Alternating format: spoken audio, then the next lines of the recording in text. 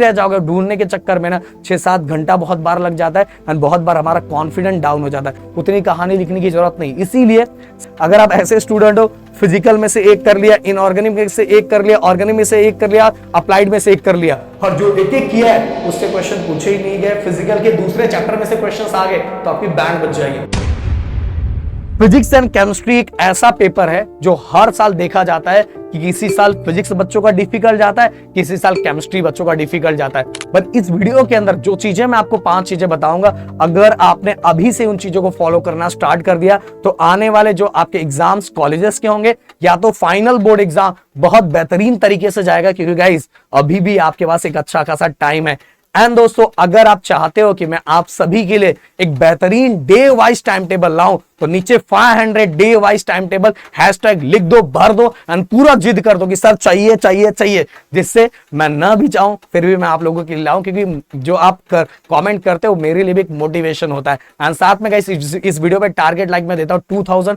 मुझे लगता है अगर करोगे तो मुझे बहुत ज्यादा अच्छा लगेगा। एंड नए हो तो प्लीज चैनल को सब्सक्राइब करके जरूर जाना, क्योंकि आपके लिए तो फ्री होता है बट हमें बहुत ज्यादा मोटिवेट करता है। एंड डिस्क्रिप्शन में गाइस आप सभी के लिए बोर्ड एग्जाम 2026 वाले बच्चों के लिए हमने स्पेशल टेलीग्राम बनाया, तो प्लीज उसको ज्वाइन कर लेना। जो भी चीजें लगता है या मुझे अगर आपसे बात करना रहता है तो मैं वहां डायरेक्ट बात कर पाता हूं, इसलिए ज्वाइन करके जरूर रख लेना।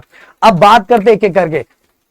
सबसे पहली बात तो गाइस आप सभी को सिलेबस को डिवाइड करना चाहिए। सर सिलेबस को डिवाइड करना चाहिए, देखो दोस्तों, फिजिक्स हो गया, केमिस्ट्री हो गया, मैथ हो गया, बायो हो गया। यहां मैं बातें अभी केमिस्ट्री और फिजिक्स की ही करने वाला हूं। अगर आपको चाहिए कि सर बायो या मैथ से रिलेटेड भी बनाओ तो मुझे कमेंट में लिख के जरूर बता देना, उससे रिलेटेड भी मैं वीडियो लेके आ जाऊंगा। तो सबसे पहले मैं बात कर रहा हूं केमिस्ट्री को आपको किस तरह से डिवाइड करना है। केमिस्ट्री को आपको 4 सेक्शन में डिवाइड करना है। Physical chemistry, inorganic chemistry, organic chemistry and applied chemistry. क्यों डिवाइड करना है भाई? जो बोर्ड एग्जाम में पेपर बनता है ना वो सेक्शन वाइज ही बनता है। अगर आप ऐसे स्टूडेंट हो, फिजिकल में से एक कर लिया, इनऑर्गेनिक में से एक कर लिया, ऑर्गेनिक में से एक कर लिया, अप्लाइड में से एक कर लिया, और जो एक एक किया है उससे क्वेश्चन पूछे ही नहीं गए, फिजिकल के दूसरे चैप्टर में से क्वेश्चंस आ गए तो आपकी बैंड बच जाएगी। इसलिए जो सेक्शन कर रहे हो वो सेक्शन पूरे के पूरे चैप्टर अच्छी तरीके से करो, क्योंकि अगर उस सेक्शन में से किसी भी चैप्टर के क्वेश्चंस पूछे गए तो आप आंसर दे पाओ। इसलिए मैं बार बार बच्चों को समझाता हूं केमिस्ट्री के अंदर सेक्शन वाइज चैप्टर पे अच्छी तरीके से आपको ध्यान रखना चाहिए। फिजिक्स के अंदर गाइस वो चॉइस आपकी है। फिजिक्स के अंदर अगर आपको अच्छा लगे तो फिजिक्स 1 के चैप्टर कोई भी चैप्टर पहले कर सकते हो, फिजिक्स 2 अच्छा लगे तो फिजिक्स 2 के चैप्टर कोई भी पहले कर सकते हो, या तो ऐसा भी आप कर सकते हो फिजिक्स 1 में से कोई चैप्टर कर लिया, फिजिक्स 2 में से कोई चैप्टर कर लिया, तो भी आप कर सकते हो। क्योंकि गाइस फिजिक्स के अंदर जितने भी चैप्टर दिए हर चैप्टर का कुछ ना कुछ वेटेज है, तो अगर आप जो करते हो उसके भी मार्क्स आपके काउंट होंगे, मतलब उससे रिलेटेड भी आपको बोर्ड एग्जाम में क्वेश्चन पूछा जाएगा। बट मैंने बार बार बोला है कि जब भी फिजिक्स को करते हो, अगर पहला चैप्टर कर रहे हो तो पहले चैप्टर के 1 मार्क्स से क्वेश्चन, 2 मार्क्स से क्वेश्चन, 3 मार्क्स से क्वेश्चन एंड 4 मार्क्स से क्वेश्चन, हर तरह के क्वेश्चन आपको करके रखने चाहिए। ऐसा नहीं कि आपने इसका एक आधा अधूरा किया, आपने इसके पिछले 2 साल के जो क्वेश्चन पूछे गए थे बस उतना ही कर लिया। ऐसा मत करो, फिजिक्स में बच्चे बुरी तरीके से फंस जाते हैं। ऐसा आप एक बार मैथ में कर सकते हो, बायो में कर सकते हो, बट केमिस्ट्री में भी कर सकते हो, और फिजिक्स में बिल्कुल नहीं। फिजिक्स में जो चैप्टर कर रहे हो उसको पूरी तरीके से करो। एंड बायो एंड मैथ के बारे में अगर आप बोलोगे तो मैं लेके आ जाऊंगा।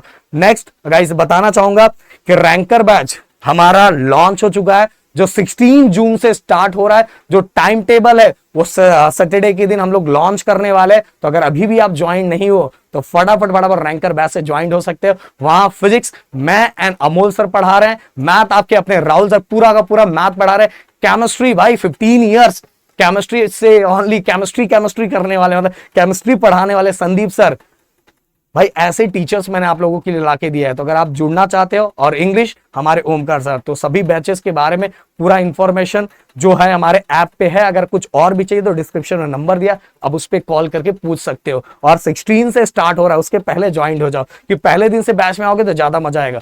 अब बात करते गाइस दूसरा, देखो गाइस आपको रिवीजन करने में फोकस बहुत ज्यादा करना चाहिए, पर रिवीजन किस तरह से करना चाहिए वो चीजें मैं आपको बताता हूं। देखो दोस्तों, केमिस्ट्री और फिजिक्स का आपको क्या करना चाहिए, सबसे बहुत सारे बच्चे क्या करते हैं पता है, वो क्या करते हैं सामने डेरिवेशन रखते हैं एंड डेरिवेशन देख देख के बस लिखते रहते हैं, डेरिवेशन देख देख के लिखते रहते हैं।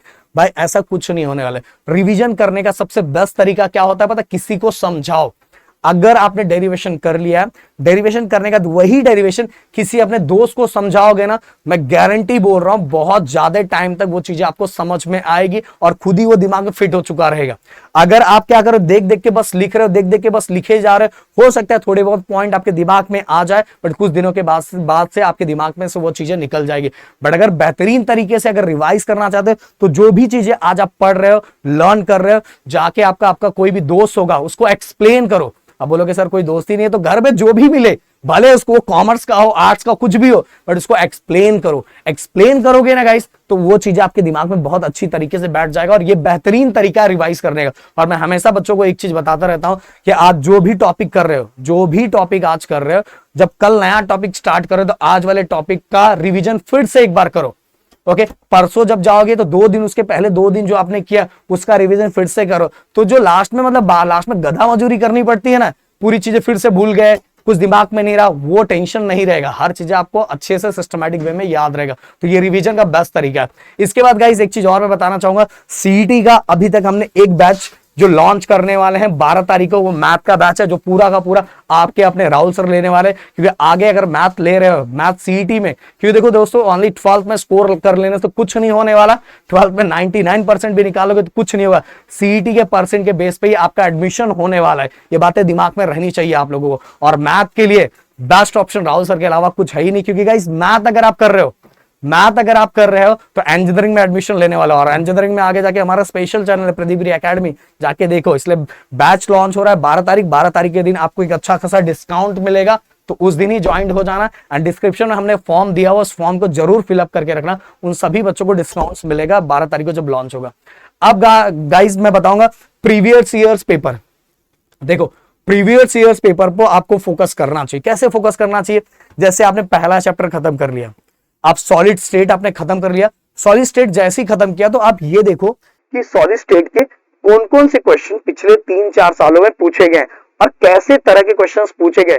आप अगर वो पहले आपने पूरा खत्म कर लिया, पहले आपने कॉन्सेप्ट पूरा खत्म कर लिया, हर क्वेश्चंस को कंप्लीट कर लिया, हर टॉपिक आपका हो गया। हर टॉपिक होने के बाद आपको क्वेश्चंस भी उसी टाइम देख लेना है, जिससे क्या होगा गाइस, जो लास्ट में पीवाईक्यू करते रहते हो ना, वो करने की जरूरत नहीं पड़ेगी। उसी टाइम हर चीजें खत्म हो जाएगी। क्योंकि देखो दोस्तों, आप अगर हर टॉपिक खत्म कर चुके रहोगे तो बस, मैंने हमेशा क्या बोला है कि बहुत बार ऐसा देखा जाता है कि बच्चों को आंसर पता है, बट यही नहीं पता है कि ये आंसर का क्वेश्चन बोर्ड एग्जाम में कैसा पूछा जाता है। और यही गड़बड़ हो जाता है। जब बच्चा सेंटर से बाहर निकलता है ना, तो बोलता है यार ये तो आंसर मेरे को आता था, बट क्वेश्चन ही समझ नहीं पाता। ये ज्यादातर गड़बड़ ना फिजिक्स के अंदर होता है। ये फिजिक्स के अंदर बहुत ज्यादा गड़बड़ होता है। इसलिए जो भी आप चैप्टर कर रहे हैं उसका बोर्ड एग्जाम में किस तरह के क्वेश्चंस पूछे जाते हैं, इन चीजों को एनालाइज करके आपको पीवाईक्यू पे फोकस करना चाहिए। एंड पीवाईक्यू के लिए बहुत सारे बुक्स है, टारगेट के बुक्स भी है, उत्तम के बुक्स भी है। यही 2 में से कोई भी आप रेफर कर सकते हैं। मैं ये कोई प्रमोशन नहीं कर रहा हूं, फिर से बताना चाहता हूं, पर ये बुक बेस्ट है। इसी के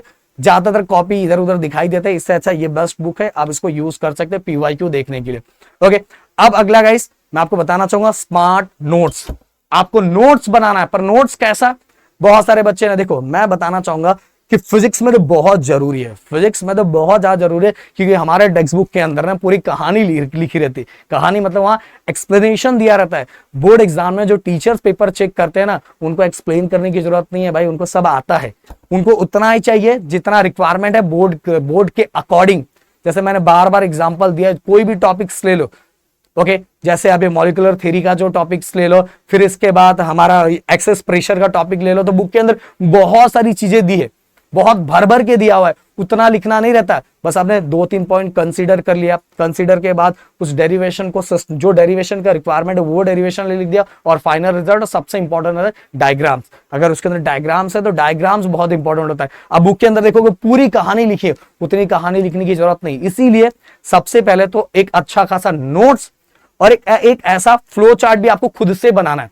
ये डेरिवेशन के अंदर कौन कौन सा रिक्वायरमेंट है, वो उससे रिलेटेड छोटा सा, ओके, जिसको जैसे मैं ट्रिक्स वीडियोस हम लोग बनाते थे 10th स्टैंडर्ड के अंदर, 12th में भी मैंने बहुत सारे ट्रिक्स वीडियोस बनाए हैं। अगर आप लोग बोलोगे तो मैं 12th के लिए भी स्पेशल ट्रिक्स वीडियोस लाऊंगा, जिससे आपको बहुत ज्यादा हेल्प होगा। बट गाइस, मैंने बार बार बोला है कि ये जो नोट्स होते हैं, शॉर्ट नोट्स होते हैं, कंप्लीट नोट्स की बात नहीं कर रहा हूं। शॉर्ट नोट्स जो होते हैं ये खुद से बनाने का ट्राई करो, कि अगर ये टॉपिक है, अगर कोनिकल पेंडुलम है तो कोनिकल पेंडुलम के अंदर क्या क्या रिक्वायरमेंट है, कौन किसको बैलेंस कर रहा है, कौन किसको कैंसिल कर रहा है, ये 3-4 पॉइंट ऐसा कंसीडर होना चाहिए कि जब भी आप कल बैठो तो आज जब आपने वो शॉर्ट नोट्स बनाया तो वो एक बार देख लो तो आपके दिमाग में तुरंत क्लिक हो जाए कि कौन किसको बैलेंस कर रहा है, किसको रिजॉल्व करना है, ये पॉइंट्स उसको लिख के रखने का। तो ये शॉर्ट नोट्स बनाओ, फ्लो चार्ट बनाओ, रिएक्शंस के लिए क्या क्या जरूरी है उससे रिलेटेड फ्लो चार्ट बनाओ। ये सभी चीजें आप बनाओगे ना तो देखो पढ़ने के लिए ना आगे के लिए भी बहुत ज्यादा आसान हो जाएगा और रिवीजन करने के लिए भी चीजें बहुत ज्यादा आसान होगी। इसलिए फ्लो चार्ट बनाओ। हर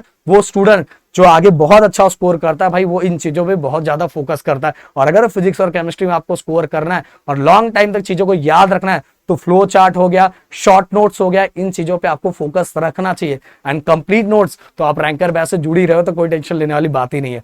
इसके बाद गाइस परफेक्ट स्टडी।